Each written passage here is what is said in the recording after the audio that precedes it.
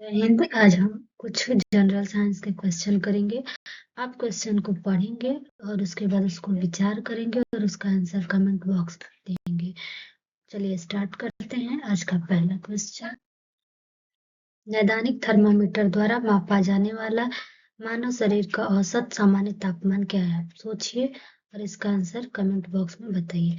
हम इसका आंसर बताते हैं। इसका आंसर है 37 डिग्री सेल्सियस। हमारे बॉडी का टेम्परेचर कितना होता है?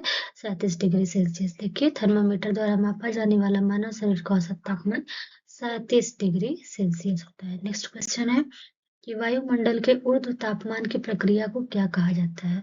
वायुमंडल के ऊर्ध्व तापमान की प्रक्रिया को क्या कहा जाता है? तो ऊर्ध्व तापमान की प्रक्रिया को संवहन कहा जाता है। देखिए, पृथ्वी के संपर्क में वायु गर्म होकर धाराओं के रूप में लंबवत उठती है और वायुमंडल में तापमान का संचरण करती है।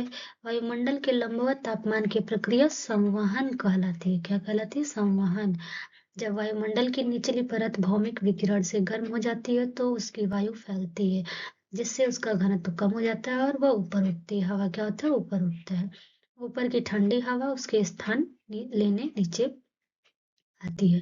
नेक्स्ट क्वेश्चन है कि ठोस पदार्थों में उष्मा हस्तांतरण की प्रक्रिया किसके द्वारा होता है?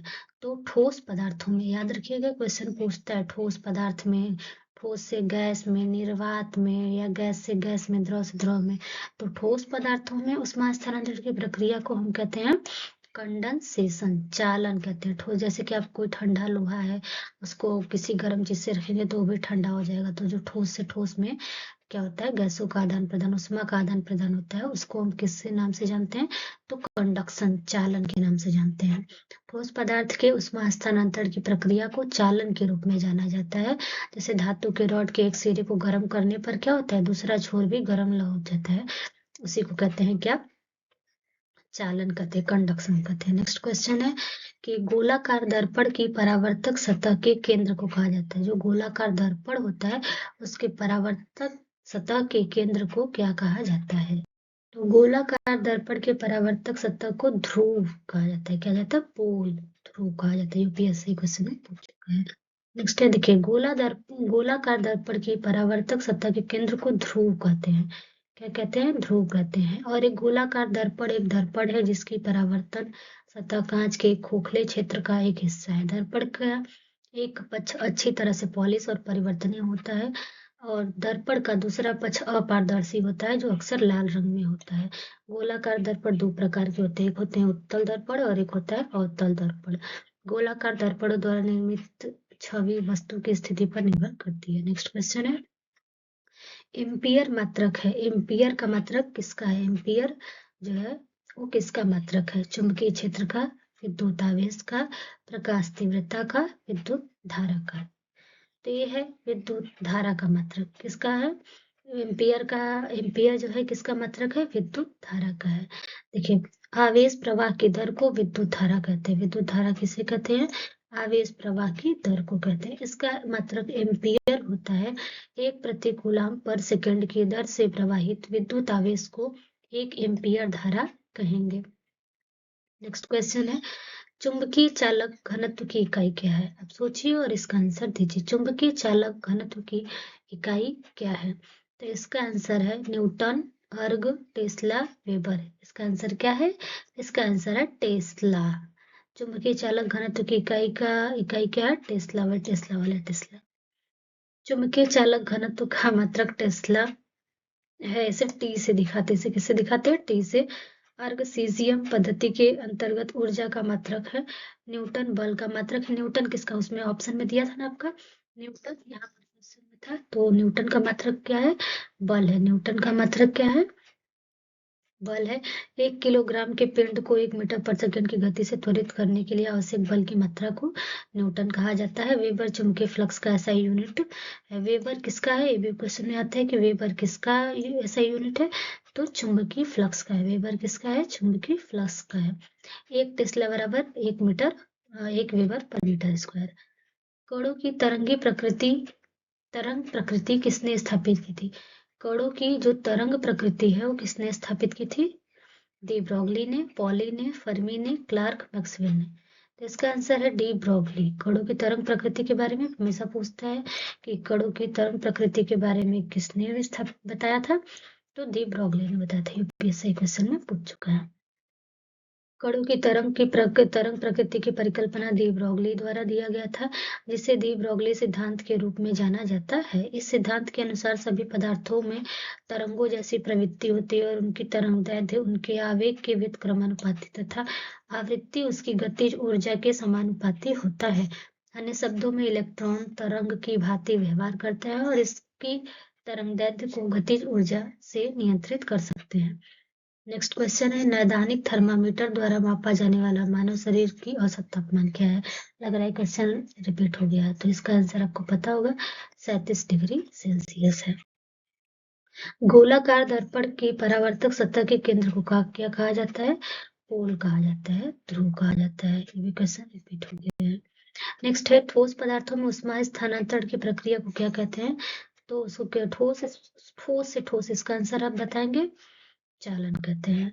और उसके बाद वाष्पीकरण। नेक्स्ट क्वेश्चन है, वाष्पीकरण के फलस्वरूप होता है।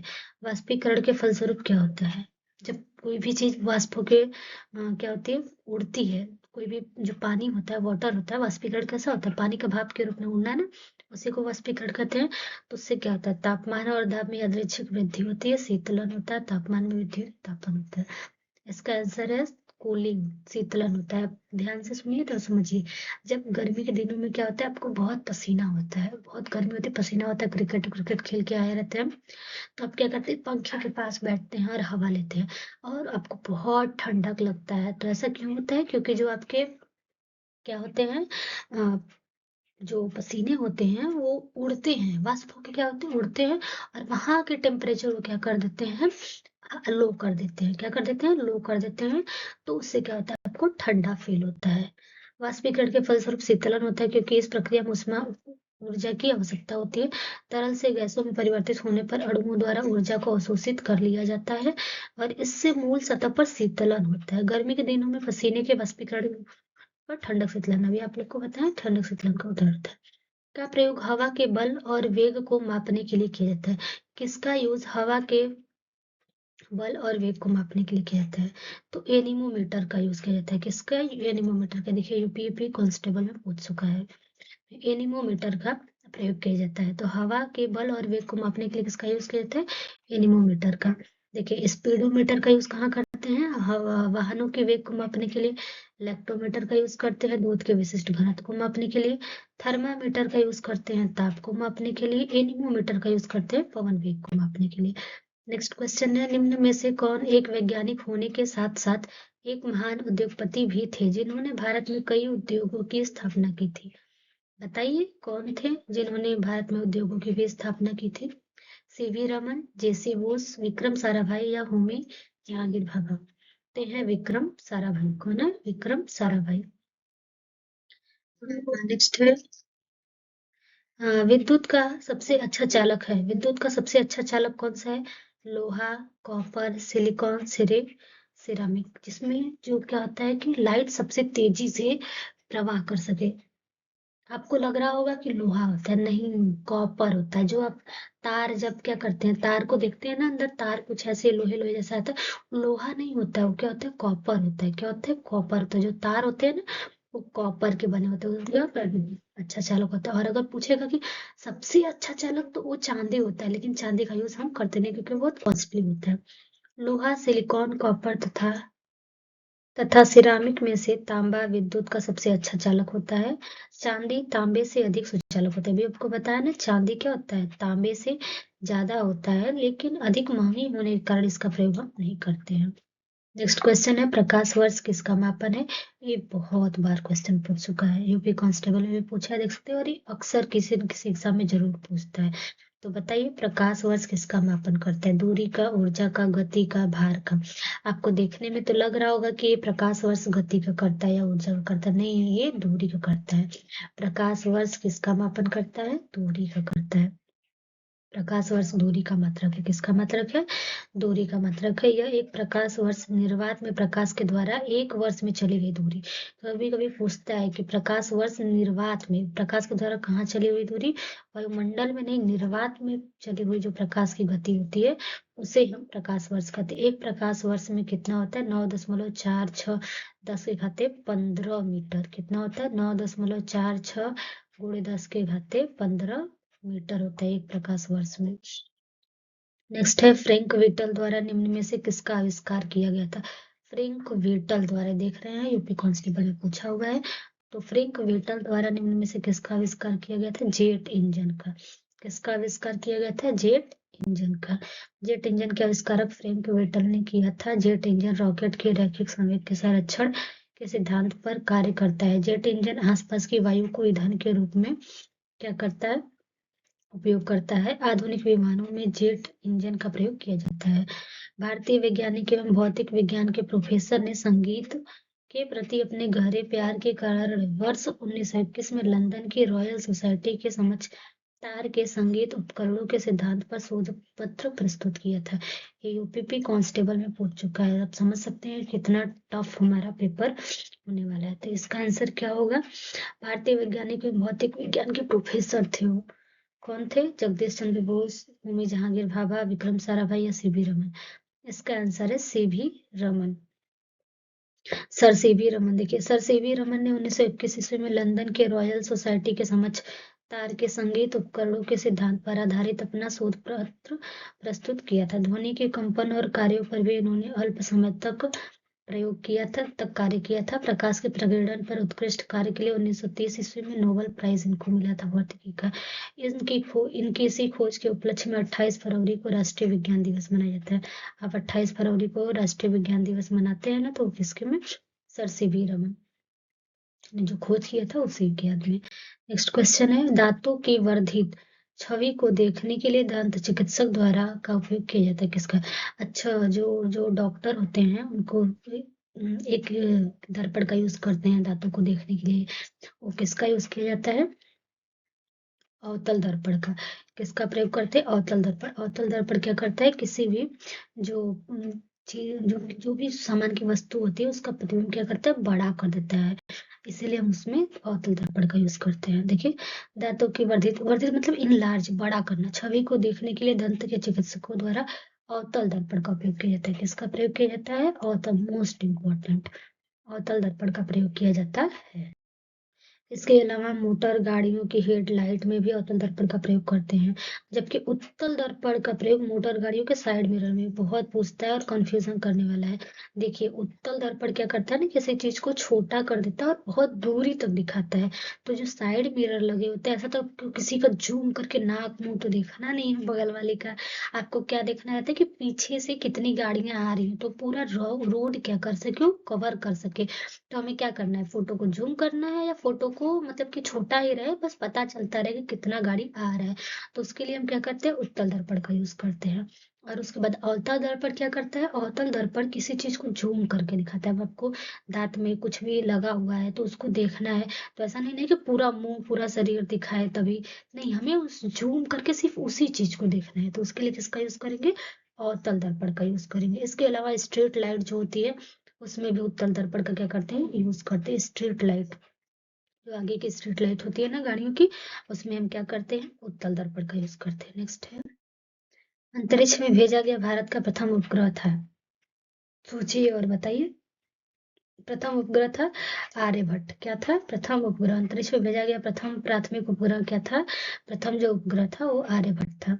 देखिए, 19 अप्रैल 1975 को भारत का प्रथम स्वदेश निर्मित उपग्रह आर्यभट्ट का प्रक्षेपण पूर्व सोवियत संघ के बैकानूर अंतरिक्ष केंद्र से कासमास द्वारा यान द्वारा किया गया था। इसका वजन 360 केजी था। इस अभियान के 3 प्रमुख लक्ष्य थे। वे वायु विज्ञान प्रयोग, सौर भौतिकी का प्रयोग तथा एक्स किरण की खगोलीय प्रयोग। नेक्स्ट क्वेश्चन है, ध्वनि मापक इकाई को कहते हैं? ध्वनि मापक इकाई को क्या कहते हैं? अच्छा, ध्वनि मापते हैं ना, तो किसमें मापते हैं? कैलोरी में, न्यूटन में, फ़ारेनहाइट में या डेसिबल में? और रेखा जी वाला आंसर मत दीजिएगा कि ही हम किसी में भी नाप सकते हैं AQI को। तो ध्वनि मापने के लिए हम डेसिबल का यूज करते हैं। किसका यूज करते हैं? डेसिबल का यूज करते हैं। ध्वनि की मापक इकाई डेसिबल है, जबकि जो कैलोरी उष्मा तथा न्यूटन, उष्मा जो है उसमें कैलोरी, जबकि कैलोरी जो है उष्मा का मात्रक है, और न्यूटन किसका है, बल का है। फ़ारेनहाइट से आप क्या करते हैं, टेम्परेचर मापते हैं। सेंटीमीटर से नहीं, टेम्परेचर को मापने के लिए फ़ारेनहाइट का यूज किया जाता है। एक स्केल पैमाना है, तो ये क्या होता है, स्केल पैमाना होता है। नेक्स्ट है, अंटार्कटिका जाने वाले प्रथम भारतीय दल के प्रभारी थे, मतलब उसके हेड कौन थे। अंटार्कटिका जाने वाले प्रथम दल जो गया था, उसके हेड कौन थे, डॉक्टर भाभा थे, डॉक्टर एस.जे. कासिम थे, डॉक्टर अब्दुल कलाम थे, या डॉक्टर शांति स्वरूप भटनागर थे। तो इसका आंसर है बी, डॉक्टर एस.जे. कासिम थे। कौन थे, डॉक्टर एस.जे. कासिम थे। अंटार्कटिका जाने वाले प्रथम भारतीय दल के प्रभारी डॉक्टर एस.जे. कासिम सैयद जहूर कासिम थे। ये एक भारतीय समुद्री जीव विज्ञान शास्त्री थे। क्या थे, बायोलॉजी शास्त्री थे। इन्होंने अंटार्कटिका अन्वेषण के नेतृत्वकर्ता के रूप में भारत की मदद की तथा 1981 से 1988 के मध्य 7 अन्य अन्वेषण अभियानों को निर्देशित किया। इन्होंने 1991 से 96 तक योजना आयोग के सदस्य के रूप में कार्य किया। एक प्रोफेसर के रूप में इन्होंने अलीगढ़ मुस्लिम यूनिवर्सिटी, अन्नामलाई विश्वविद्यालय, भारतीय प्रौद्योगिकी की संस्थान मद्रास तथा जामिया मिलिया इस्लामिया विश्वविद्यालय में अपना योगदान दिया। नेक्स्ट है आज का होमवर्क। अब क्या है आपका होमवर्क, ये आपका होमवर्क है। फ्रैंक विटल द्वारा निम्न में से किसका आविष्कार किया गया था, विद्युत चुंबकत्व का, बेंजीन तरल गैस और ऑप्टिकल गैस, या फिर ग्लास विद्युत चुंबकीय प्रवाह प्रेरण, या जेट इंजन का। दूसरा क्वेश्चन है, ध्वनि मापक इकाई को कहते हैं, कैलोरी, न्यूटन, फ़ारेनहाइट या डेसिबल। आप इसका आंसर कमेंट बॉक्स में हमें दीजिए। आपको आंसर याद है तो बहुत अच्छी बात है। अगर आपको आंसर नहीं याद है तो आप जो भी हम बताते हैं उसको फोकस से एकदम ध्यान से सुना करिए, और इसका आंसर कमेंट बॉक्स में जरूर दीजिएगा। नहीं आता है तो पीछे जाइए, वीडियो को पॉज करिए, उसको देखिए, उसको याद करिए, उसके बाद कमेंट बॉक्स में उसका आंसर लिखिए, क्योंकि ये सारे क्वेश्चंस पूछने वाले आप देख ही रहेंगे। बहुत कम सीट है इस बार, और उसके बाद क्या है कि कंपटीशन बहुत हाई है। आपने क्या किया है कि बच्चों को 3 साल एक्स्ट्रा दे दिया, तो सोच सकते हैं कि कितना कंपटीशन होगा इस बार। आप अपने एक एक समय को, एक एक मिनट को क्या करिए, यूटिलाइज करिए। आपको जब भी समय मिल रहा है, आप कहीं जा रहे हैं, बाइक पर बैठे हैं, तो पीछे वीडियो चलाइए और उसका आंसर देखते रहिए। आप वैल्यू कम कर दीजिए, सिर्फ क्वेश्चन आपको देखने से मतलब है, तो आप क्वेश्चन को देखिए, उसका आंसर अपने मन में भी कर सकते हैं। जरूरी नहीं कि कमेंट बॉक्स में ही करिए, अपने मन में उसका आंसर दीजिए, वीडियो के आगे बढ़िए, फिर आंसर करिए, और ऑल टाइम पढ़ते रहिए। कुछ ना कुछ रात को सो रहे हैं, वीडियो लगा लीजिए, सो जाइए, ऐसे नींद लग जाएगी, वीडियो चलता रहेगा। तो आपके कान में जाना चाहिए। हमेशा आप पढ़ाई से कनेक्टेड रहिए, ऐसे हमेशा पढ़ाई से कनेक्टेड रहेंगे तो आपके लिए क्या होगा, बेनिफिट होगा। चलिए, वहीं पर अपनी वीडियो को करते हैं, मिलते हैं नेक्स्ट वीडियो में। Thank you so much. जय हिंद, जय भारत।